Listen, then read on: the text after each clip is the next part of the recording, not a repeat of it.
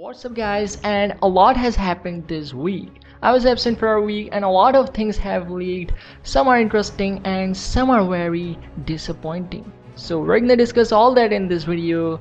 So Jimmy, after revealing live images, had also revealed the hands-on video of the Galaxy Note 20 Ultra and comparing it side by side with the Galaxy Note 10 Plus. And honestly, the Blue Note 10 Plus, even after a year, still looking very beautiful. Samsung has made significant design changes with the Galaxy Note 20 Ultra.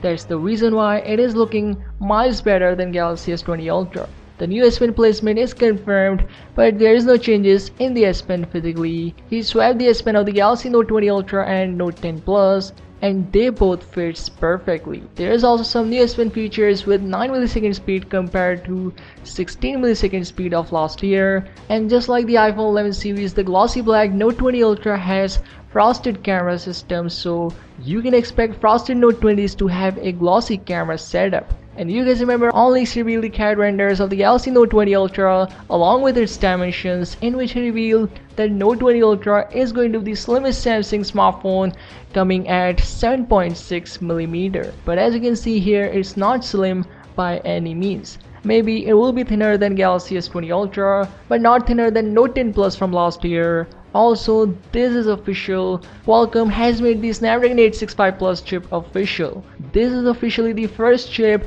crossing a 3 GHz barrier. It's an overclocked version of 865 with some improvements, making it the most powerful chip in the Android game. Now this year, not just the Note 20 but also Galaxy Z Flip 5G, Galaxy Z Fold 2 and Galaxy Tab S7 series will also rock Snapdragon 865 Plus, but what about international markets? Qualcomm chips always reserved for US, China, Canada, but from this year Koreans also started getting Qualcomms because they are Samsung's special childs. And for the markets like Eurasia, there is still Exynos 990. Yes, that same inferior chipset is indeed coming with the Galaxy Note 20 family. There was a rumor saying that Note 20 could be rocking Exynos 992 chipset based on 6nm process node with some improvements. Even Samsung Semiconductor said that they were all set to mass produce the 5nm process based chipsets. Even they said that production line is ready. They can mass produce 5nm based Exynos 992 with ARM's newly announced Cortex A78 cores and MLI G78 GPU.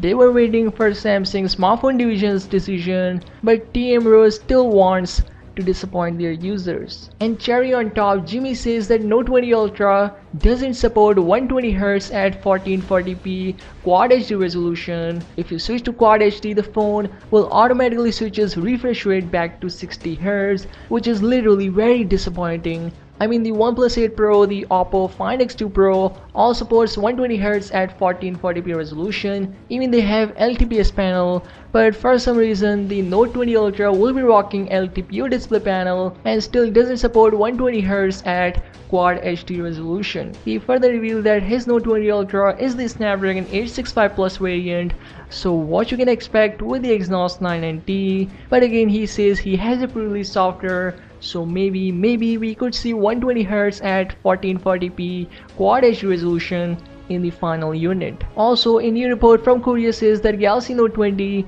could cost as low as $900 and the Note 20 Ultra could have a $1,300 price tag. But again, we shall have to wait for some more confirmation on the pricing. So why not you just subscribe to the channel and do let me know, are you getting the Note 20 or Note 20 Ultra, and in which region you actually live, I mean the Qualcomm one or the Exynos one. Do let me know, and I'll see you in the next one.